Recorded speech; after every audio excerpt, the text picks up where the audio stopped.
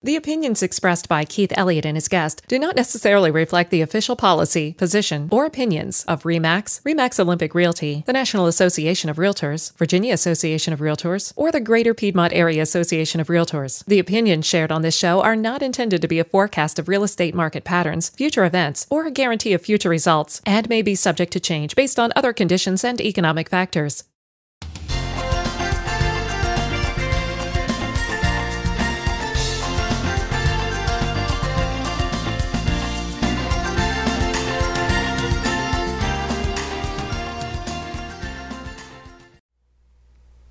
Hi, I'm Keith, and today I'd like to teach you how you can calculate net operating income, the capitalization rate, and how to apply these formulas in your real estate investing.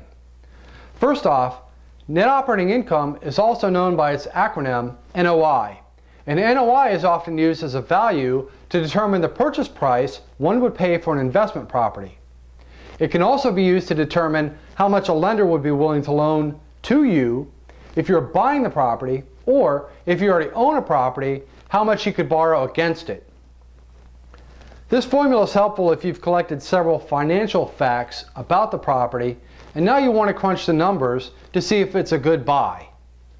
For the formula to be effective, you're going to need to know, or at least be able to reasonably ballpark, all of the operating expenses for that property, the cost of insurance, and the property taxes, as well as the most critical element, how much income that property generates.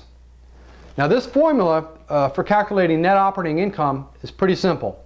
It's gross income minus all the related expenses, and that will give you the NOI. So if I break that down, it's gross income minus taxes minus insurance minus all operating expenses equals NOI. Got it?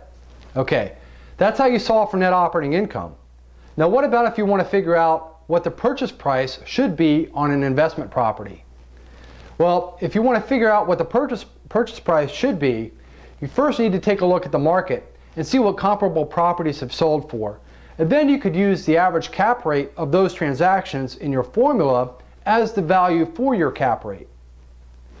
So if you were to take two recent sales for like property and they both had a 9.5% cap rate, you would use 9.5% in your formula. Now, to solve for the purchase price, divide the NOI by the cap rate. This will then give you a price that an investor might be willing to pay for the property.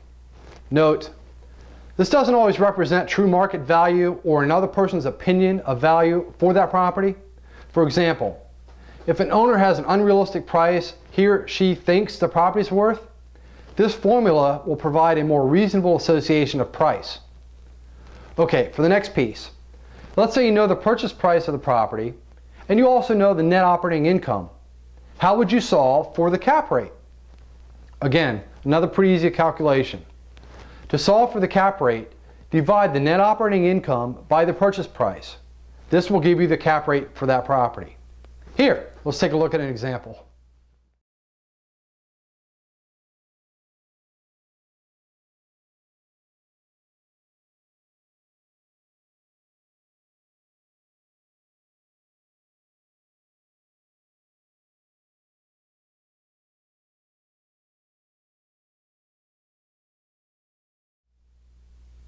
Now using the cap rate in your calculations is good because it's simple, and it also accounts for any vacancy or credit losses you might experience, as well as it also includes any operating expenses.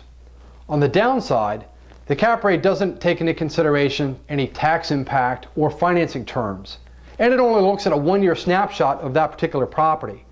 Now there are ways to calculate additional years, but I'm not going to go into that in this video. Well, in closing, I just want to say thank you for taking time out of your busy day to watch this video. I hope I was able to help you understand how you can calculate net operating income, the cap rate, and how to apply each of these formulas in your real estate investing. If you have any stories or personal experiences on this topic, I'd love to hear from you. Feel free to send me a personal message or leave a comment down below. Thanks for watching and have a great day.